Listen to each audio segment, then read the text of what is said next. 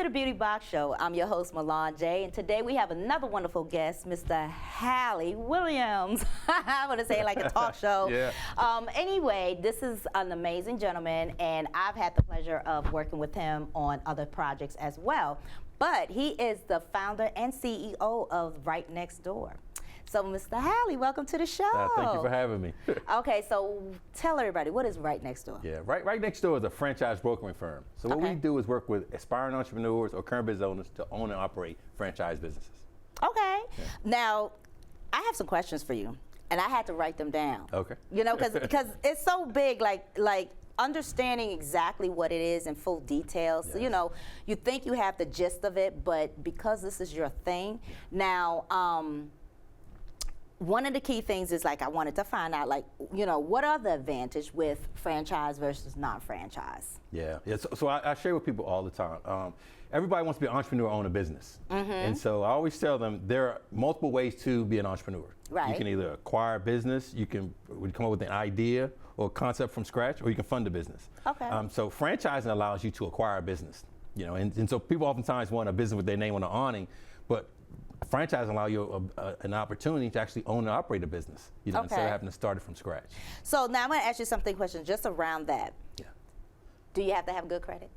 I always share with people, if you don't have strong credit, bring in other investors. Okay. That complement what you have. You know, so if you have good skill set, good professional experience, you might not have those cash flow collateral.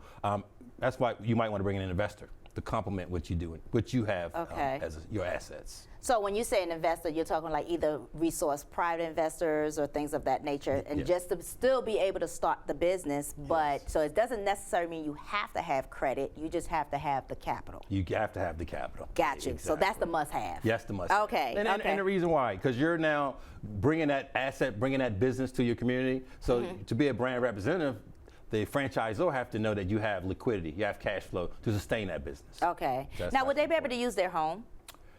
As collateral? Yeah. And with financing, there's a lot of different options, whether it's debt financing or equity financing. So I work with entrepreneurs to define what is the strong suit, and then putting together a package plan to present to franchisors. What's your strong suit? How are you going to finance this business? And those are the options that we work with clients. Okay.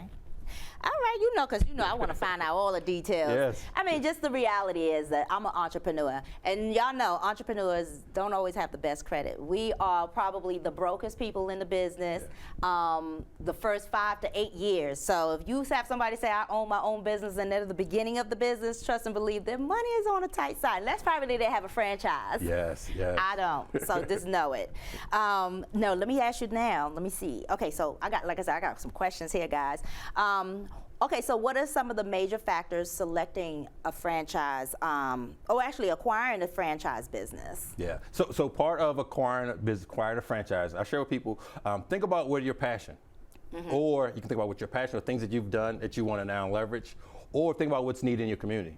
One thing living here in Prince George's County, oftentimes I hear people complain about what we don't have. Where franchising allow you an opportunity to bring those products, bring those services, bring those amenities to the community. Okay. Actually, we had a guest previously on the show. She said something very similar. She actually owns a franchise, and it's a sugaring business. Nice. And that's what she did. She said she kind of like dug into what she was passionate about. Yes. And then she did something interesting. She hired a business coach that specialized in franchising. Yes. So, okay, so let me I want to get all my questions in too, because I know I get to run in my mouth. Okay, so what would you recommend entrepreneurs do to be prepared working with you? Yeah, so what I share with people, and you kind of touched on it, find your why. Why is it that you want to own or operate a business? Oh, is it because you see a void in your community, they need a product or service offering, or you just have a passion? You've been working in corporate America, you say, hey, I'm ready for this pivot, I want to now be an entrepreneur. And so I said, clarify your why, because franchising by acquiring a business, it's the what? Whether it's a B2B, business to business, a B2B, business to consumer, is it a location based, is it mobile? Once you define your why, then we can work with you to clarify what your what and your how you're going to bring that product to, or business offering to the market. Okay, so let me ask you this. This is kind of off topic from the question. what if, like myself, I have a business? Yes. How do I take my business into a franchise direction? Yeah, and that's the space that I'm encouraging people think of as an entrepreneur. You can think about being what we call a franchisee, which is a recruited entrepreneur, or if you have a business concept that you believe is scalable, because that's what franchising is. It allows you to scale the business instead of you opening up units around the country. Now you're recruiting entrepreneurs to execute on your vision. Right. And so franchisors are definitely needed in this space. Yeah, because that's what I'm at. Because I always tell my little 5-year-old grandbaby who just had a promotion the other day. Today she's going to kindergarten. But I would say, what do you want to do? I said, you want to be a boss? And putting it in her head. Yes. And I said, what boss baby make? She said, make money. So, and I can see myself being a franchisee, so I can make that money. That's where I'm at. So it makes sense. It does. I mean, but I want to talk to you because I do want to really like branch out. So that would be like steps that you would be able to offer, like those type of steps. Process. You just hit on that. You have a business up and running. You stood up this business. It's now successful. So now the question becomes, how do you scale it? How do you grow it? Right. And you either grow it through acquiring other business units, including other investors to help you grow it or scale it, or you recruit entrepreneurs who have a vision and want to be an entrepreneur. And so you provide them with the business system, explain to them what vendors, would you have, just everything you've done, providing your business in a box, and you will educate them and prepare them so now they can stand up and stabilize that business quickly. Right, so that blueprint, the concept, the whole breakdown. Now, for somebody who, like a franchisee, would you say, okay, so me being in business for a long period of time, I technically just really got a grip of my brand. Yes. So with that being said, if I don't have the full breakdown or understanding of what my business would look like, let's say in Texas, because it's a different market. Yes. Is that something where what you and your company assist with help creating maybe a team or a system that will help say, hey, this works and this doesn't work for this particular business, so and then we can say you're not good to set up here, or that's how you guys will break. Yeah, we do. And you're speaking about from a franchisor perspective? Yes. And so this is what you hit some very good questions. Wait, I'm a franchisor or franchisee. So Which one am I? franchisor is you taking your business and you scaling it. Yes, I'm the franchisor. Is now you want to bring a business, you want to execute on someone else's vision. Nah, I'm not a franchisee. I'm a franchisor. I There want to make that money. There you go. There you go. Yep. I want to be clarified. So you, as your role as a franchisor, so now you want to scale your business. So you look for entrepreneurs who want to execute on your vision. Correct. Correct. And so I always show people it's a two-way interview, because they want to own the business, they want that support, the startup support and the ongoing support. You as a franchisor, you want to make sure that that's the right person to carry your brand, represent your brand. Expectation is that you expect them to know their local community. So just like you described, there are certain nuances for different communities. And so you as them as that entrepreneur in those local communities, as those brand ambassadors, they should be able to share with you, hey, these are the customers that I see in my community. You have to say, hey, these are the ideal customers for my product or service. Gotcha. Is there a match? Got you. Yeah. Okay, so it's not as complicated. Yeah. But I mean, not necessarily meaning like I gotta have a whole entourage of people that has to be built up in all these different places to understand they're doing the work. It makes sense, and I would have to keep people because I am the franchisor. There you go. Franchisor. There you go. Yep. I'm a hairstylist, guys. Okay, so we have. Now let me see, because I don't want to miss, because we're getting close to break, and I want to see if this is a safe question to ask during this point in time. Maybe, maybe not. Time go by fast. Okay, so hold up. Okay, so we got that part. Let me see. What are some of the critical factors considered during the due diligence process? We got a minute. Yeah. Now, due diligence is an important process. And let's just go back to what we were just sharing, is that me, as a new entrepreneur, you want to make sure that this business aligns with your vision, your values, and your mission. Okay. And so you're going to ask those questions of the franchisor. You want to meet with some of the other franchise owners, because now they'll be your partners. So you want to make sure that you understand how they were able to stand up their business, how they've been able to be successful, what product or services did they start with that they're now pivoting to that seem to be more profitable. What are all my revenue streams? Gotcha. Those things you want to ask up front. When you go to asking the C-suite, the chief executive, the chief financial officer, you want to find out what's the vision for the business. Gotcha. What is it over the next 36 months, over the next 60 months? CFO, what are the financial systems? What do the point of sale systems look like? And then for the chief operating officer, you want to know what are the vendors? What's supply chain? How are my differential in pricing? You know what I mean? So those are things as an entrepreneur you really have to think about up front. Right. You know what I mean? Because then you can also start to plan, how do I want to scale? Because I'm building an empire. You know what I mean? Do I want to buy one territory, multiple territories, multiple units? And so as you plan that out, working with your attorney, I always tell people as an entrepreneur, you need to have an attorney, whether it's a legal service or a legal attorney, and you put that into planning up front. Right. You know. So having an attorney, having an accountant, There those you key go. people, Yeah, and different types of attorney, because you need Yes. attorney to negotiate contracts. Yes. Then you need attorney to pretty much protect your tail for laws. Yes, yes, breaking the yes, law. yes, yes. So it's just like that's what I had to learn. It's like when I went to my attorney, they was like, yeah, this not what I do. Exactly. I'm like, what are you talking about? You're an Exactly. attorney. So Yeah. you know. Okay, before we go into the next question, we're gonna Okay. take a quick break. We'll be right back.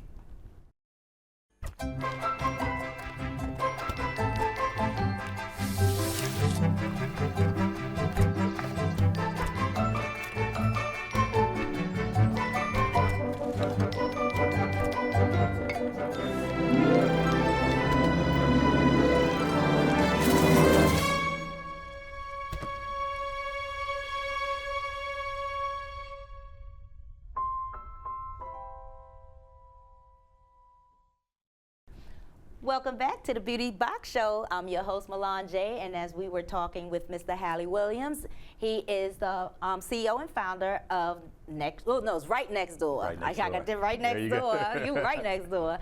And we were covering over topics about franchising and the advantages of the traditional owning a business versus doing franchise. Now, we are going to pick back up. I do have a couple more questions, and then we also will have a part 2. So please, I want you guys to look out for that because we are going to talk about Right Next Door because Right Next Door is really the heart of Mr. Hallie Williams. Now, oh wait, my screen went out. We're going to come back. I had to write the questions down because I didn't want to miss out on anything. I'll get to run in my mouth. So now, we talked about the due diligence was before we Yes. had chimed off for commercial. Now, let me see. What is the future outlook for the franchise service industry? Yeah. So one thing that we, especially with the pandemic, a lot of learnings through the pandemic, and a lot of businesses. If you've noticed in like commercial districts, a lot of businesses are now pivoting. A lot of things that we did in the city when everybody worked in the city, a lot of those services are now coming to the suburbs. And so that's one of the reasons why Right Next Door, why we're so important. Yeah. Because a lot of the amenities that you would do, doing your 9 to 5 in the city, you now need out in the suburbs. You know what I mean? Now not only in the suburbs, and all the amenities that you used to going into the city for, you want close to home. And so in order to make that happen, franchise businesses are easier to start up, get up and running, and provide those services to the community. Oh, wow. Yeah. Wow, so it is actually changing the game in that aspect all the way around. Because I see it from a different perspective. The ones who's not franchised, for the most part, Yes. a lot of doors are closing. Yes. Right Next Door is closing. Yeah. Not yours, but yeah, the business is right next door. Nah, you're right. Right You're next door, they're closing. That's what we're hearing. It's like Yes. when I was in the Strip myself, I relocated from where I was because for my own other reasons. But I'm not a franchise. Yes. I needed to pivot. Yes. And it is. You have to be ready to make moves with the major change with the economy. And do. I get it. Wow. Yeah. Okay. So the other question that I have here, one of the amazing questions. Okay, some hurdles. I want you to pretty much give us a little insight on some of the hurdles that you've helped clients overcome. Yeah. So the trend that we're seeing, I mean, of course, because of the economy, inflation, a lot of folks in corporate America now want to leave. They want to pursue their own passion, or they want to retire and do something different. And so those are a lot of my clients now. Okay. People who've been in corporate who now need to make that pivot to entrepreneurship. Easy way to do that is through acquiring a franchise. A lot of them, they understand P&L, profit and loss. They understand how to execute on visions and systems. And so acquiring a business, and we people oftentimes joke, franchise is a way of starting a business with training wheels. That's what, yes, it is. It's providing them that systems, those operating systems and structures. And so it's an easy transition for them to ownership. Now, and it's interesting that you say that because the young lady I was explaining that was on the show previously, she's corporate. Yeah. And the smart thing is that she started up prior to retiring. Yes. So she's on her very tail end of leaving Yeah. for retirement, of course. But that was her thing. Yes. Finally living out her dream Yeah. and being able to financially support it and using corporate, Yes. 401ks and everything. So Exactly. she's set up. She's smart. Yes. It's just smart. Like, I didn't have a parachute. Yeah, and just like that's one thing you always see a lot of athletes are pulled to franchising because that competitive Yeah. nature for that wraparound support and services. Yeah, they're financial advisors. And they're who financial tell- advisors, exactly. A 'Cause way to they're- put those resources and let them They make might money say, for get you. some sneakers, you know what I'm saying? They be like, Exactly. open a school. All right. But no, you're right. You Yeah. are right. I have a friend who actually is a financial advisor for a couple of athletes, and that's what Yeah. he did. Yes. He put them into, and it just was over my head at the time. Yes, but yeah. And then another trend I'm seeing also is parents buying businesses for their kids, or grandparents Really? buying a business instead of holding those, Yeah. saving the money until giving it to them as inheritance. They're giving it to them now and applying it, whether it's starting a cleaning service or nail salon or beauty. There's so many different types of businesses you can start. Home services, service brands that grandparents are now investing in their kids, and they're being a manager and helping those, Right. And their family grow pretty the much. business. Yeah, being able to be sustainable on their own. Exactly. Yeah, because like my children, they're 32, 29, 26, and 24. My youngest, she's an entrepreneur, but I'm investing into my granddaughter because they're so sick of me and my business because, I beat them down, like, pick this up, help me pack this, let's move here, so they were like, I don't want to be a part of it. But my granddaughter, I saw that she is definitely one who I can invest in. So I can see that getting her up early, so by the time she's 18, she's already an entrepreneur and straight up. So I see that happen. That makes sense. Yes. I mean, like, you don't think about it, that's a don't think thing. of it. Yeah, You think you're the totally. only one doing it. Well, I mean, in reality, because that's all I'm focused on. Yes. But that's good to know. Yeah. There's a community of it. Yeah. Now, okay, so the trend. What trends do you see in the regional and the national markets? Yeah. So one trend that we saw clearly was a lot of people own restaurants pivoted to home services. Okay. And the reason why, because people are in their homes 24 hours a day now. People are working from home, and the homes weren't built for us to be living in or working in 24 hours. So things are happening now. Appliances are breaking down, or people even looking out that window now. You need that window clean, or you want to expand the house footprint. Put a deck on or put a patio. All those are different businesses. Now, let me ask you, did you not notice that happened a lot right during COVID? Exactly. Because why? They were home. Yeah, exactly. And that also changed how people in corporate started valuing the quality of life. There you go. And that's, I think, so much change besides shopping online and things of that nature. But you're right. The services went in demand for home repair and furniture sales. There you go. Because people invested into their home. Yes. And each one of those lines I just described are businesses that you can start now. because that's the new. That's the new, exactly. That's the new. So you got to get with the new. Yes. The oldest. And that's understanding trends. Yes. Contraction and growth. Yeah, it's not a expansion. fad, it's a trend. It's a trend. So Business that's when cycles. everybody's doing it at that moment in time. And that'll become the new norm. Exactly.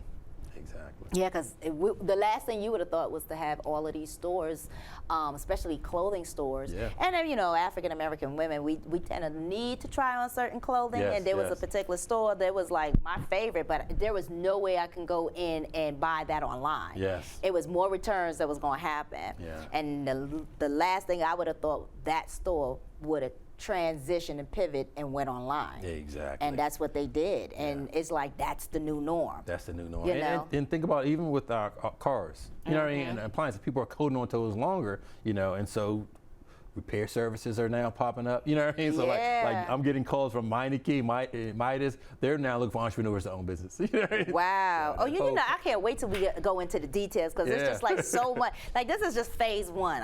I promise you guys. Okay, so now okay, I guess this would be where your lessons and you would share. So we typically have what we call a tip of the day. And this is for you to give your tip, I guess, in reference to, I know we talked about this and that, but this is a tip whether it's pertaining to the steps of the process or just franchise, but whatever your tip is, I would love for you to share to your audience, and you want to talk to them right there. So our tagline at Right Next Door is an informed entrepreneur is our best client. And what we do here, as I share with you, is that we want to make sure you're educated and informed about entrepreneurship so you're making a wise decision. And so my tip of the day is that if you have an interest or a passion in anything, definitely find a way to learn more about it and find out how you can monetize that interest. Absolutely. Now, and that was great. That was great. I mean, because I'm thinking of trying to ask the question at the same time. Now, also too, before we go into part 2 and talk about Right Next Door, financing. Yes. Right? Now, that's how you and I met. Yes. Right? So, and even though I wasn't dealing with franchising, and I guess with being right next door, you have resources for a business like myself, which I could not walk into a traditional bank because technically I don't have that type of business because it's a beauty industry, even though it's not foreign, but it's a little bit more challenge. So with that, you have all of these resources. Yes. And for opportunities for people who have been given no's or been told no's. So you make opportunities happen for people who would typically would have to kind of say, well, I'm not in position, but not knowing that they could already been ready a year prior to, and your company help provide information or find funding that's resources. creative financing. Creative finance resources. And so we are definitely going to talk about that. So if anybody who want to hear about that, y'all got to stay tuned for part 2 because Mr. Hallie is very resourceful. And this is and again, this is the Beauty Box Show. So beauty is beyond in this industry. It covers from fashion down to grooming, down to surgical procedures, anything that's going to make you look great.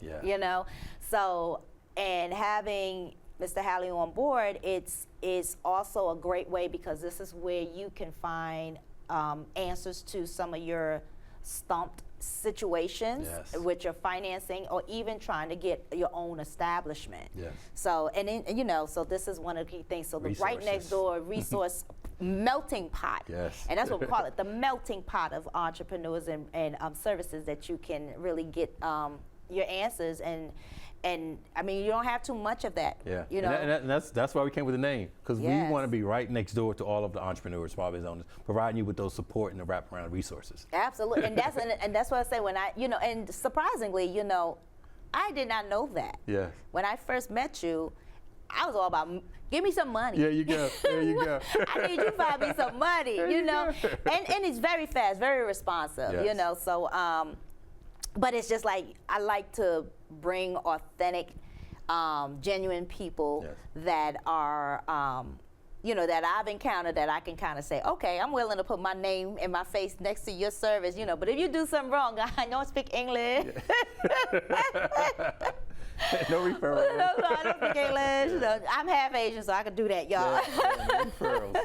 But overall, I really appreciate you being on the show today, and please let them know where they can locate you. You can tell them right there. So we're at right on all the digital channels. Facebook, LinkedIn, Instagram at rightnextdoor.biz. Our website also rightnextdoor.biz. You will learn about entrepreneurship, learn about franchising, and as we gave peak of loan brokering, and we also do entrepreneur mindset training. So definitely reach out to us if you want us to come in and learn more about Right Next Door. Okay, and so the site is rightnextdoor.biz, B-I-Z. .biz, and that's on all your social media handles? Exactly, rightnextdoor.biz on all the digital channels. Okay, all right. Well, again, thank you so much for being here today. Thank you for having me. No, I like it. Oh, please, guys, stay tuned. We're gonna not stay tuned, but look out for part 2, and then you'll find out more about Right Next Door.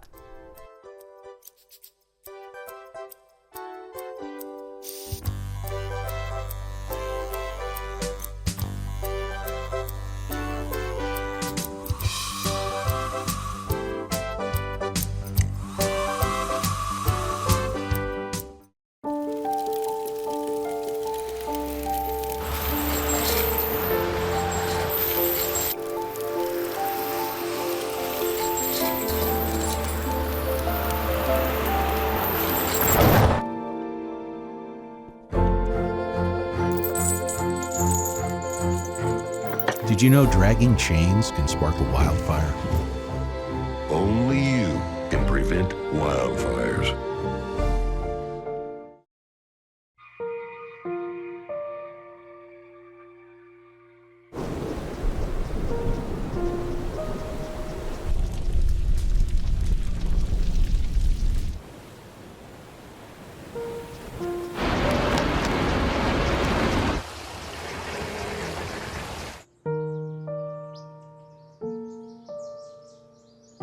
Don't wait. Communicate. Make your emergency plan today.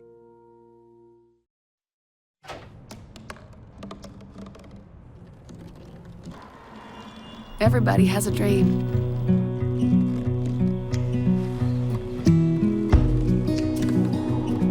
Mine was to see the ocean. And with a little help, I made it.